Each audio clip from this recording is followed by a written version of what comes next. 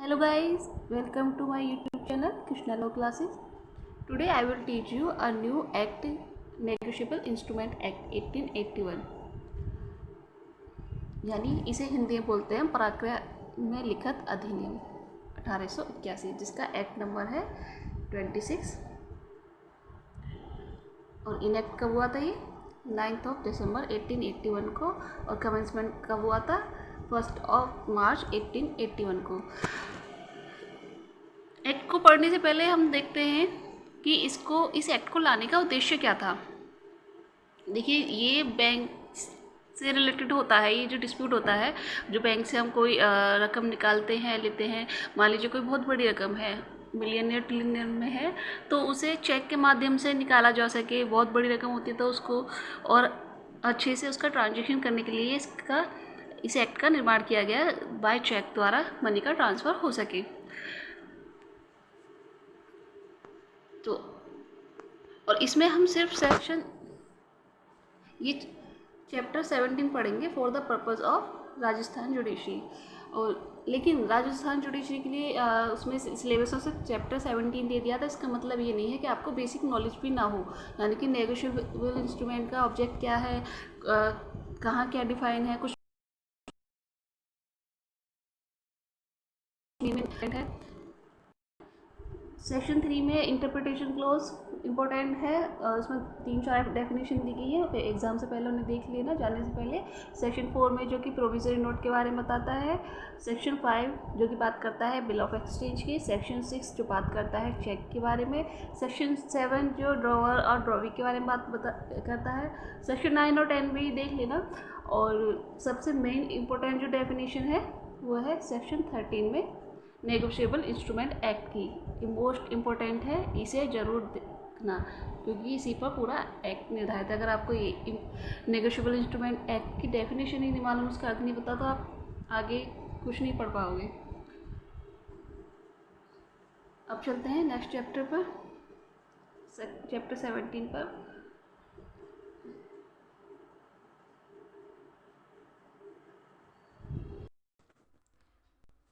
इसमें 3 बार अमेंडमेंट किया गया, तब ये सेक्शन 138 से 148 तक जोड़े गए थे। तो देखते हैं पहला अमेंडमेंट कब हुआ था।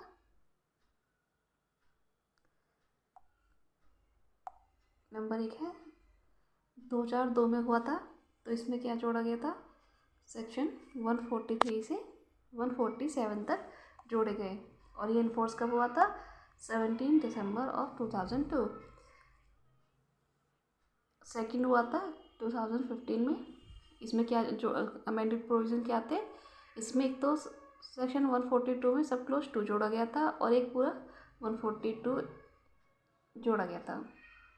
142 ए सेक्शन इंसर्ट किया गया। और ये इन्फोर्स कब हुआ था, 2015 का अमेंडमेंट 15 जून।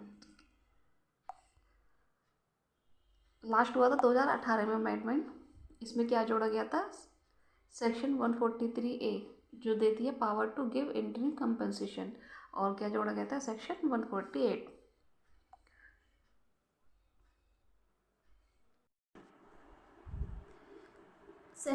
चैप्टर 17 का नेचर पूछ लिया जाता है,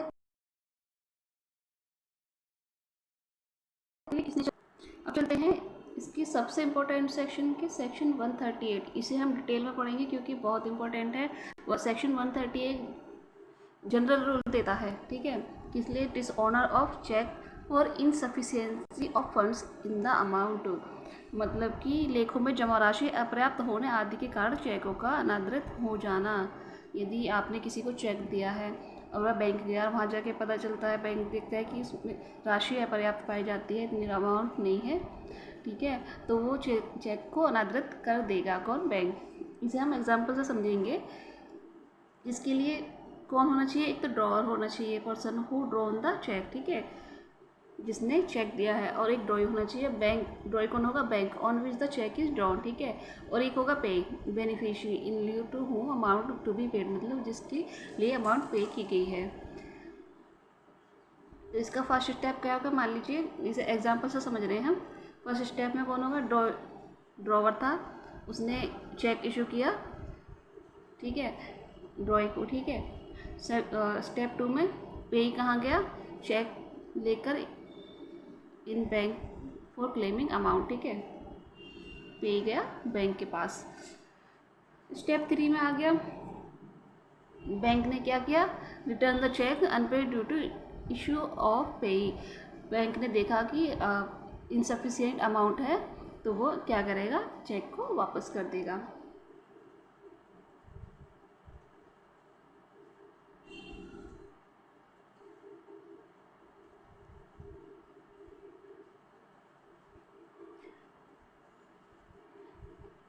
अब हम यहाँ देखते हैं कि कौन कौन सी कंडीशंस हो सकती हैं जहाँ बैंक चेक को वापस करता है, कौन से इशू हो सकते हैं। नंबर 1 है insufficient of funds in account, account में अपर्याप्त राशि है। Amount of the cheque exceeds amount attempt, ठीक है। इरेगुलर सिग्नेचर है, सिग्नेचर ठीक नहीं है। डेथ ऑफ द ऑनर, ठीक है, ऑनर की डेथ हो जाती है तब भी नहीं देगा। नॉन एग्जिस्टिंग अमाउंट, अमाउंट नहीं रही है। व्हेन देयर इज़ अल्ट्रेशन, उसमें कुछ चेंज हो गया है। फ्रोजन अमाउंट है, अकाउंट सॉरी, और पोस्ट डेटेड चेक है या एक क्लोज्ड अकाउंट है। तो इन कंडीशन में बैंक रिटर्न कर देगा, ठीक है, चेक को।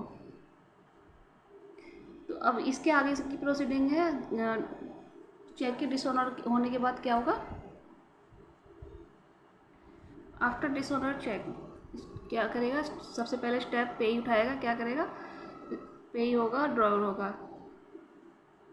Issue legal notice within 30 days from date of cheque return memorandum, मतलब कि परंतु इस धारा की बात निम्न को लागू नहीं होगी। मतलब कब सेक्शन 138 लागू नहीं होगा, यदि वह चेक जारी होने की तिथि से कौन पे 6 माह के अंदर अथवा उसके विधिमान्य रहने की अवधि के अंदर जो भी पहले बैंक में पेश नहीं कर दिया जाता है, ओके, 6 माह के अंदर बैंक में पेश किया जाएगा। और चेक की अधीन राशि पाने वाला अथवा सामान्य अनुक्रम में चेक का धारक चेक से अनवरत होकर लौटने की तिथि से 30 दिन के अंदर लेखीवाल को शोध्य राशि का संदाय करने की लिखित सूचना नहीं दे देता है। कितने, within 30 days, pays file the complaint within 30 days. On receipt of notice within 15 days pays back amount replies to notice, मतलब ये कि यदि लेखवाल उस सूचना की प्राप्ति के 15 दिन के अंदर उस व्यक्ति को जो चेक के अधीन राशि प्राप्त करने वाला हो अथवा जो सामान्य अनुक्रम में चेक का धारक हो उस राशि का संदाय करने में असफल नहीं रहता, यदि वह 15 दिन के अंदर संदाय कर दिया जाता है तो वहाँ ऐसी कंप्लेंट नहीं की जाएगी, 138 लागू नहीं होगा। सेक्शन 138 दंड का ही प्रावधान करता है, तो इसमें कितना दंड दिया जाएगा, 2 वर्ष तक के कारावास का और चेक की राशि के 2 गुने तक का जुर्माना, या दोनों से भी दंडित किया जा सकता है। कितना, 2 वर्ष का कारावास या चेक की राशि के 2 गुने तक का जुर्माने से भी दंडित किया जा सकता है।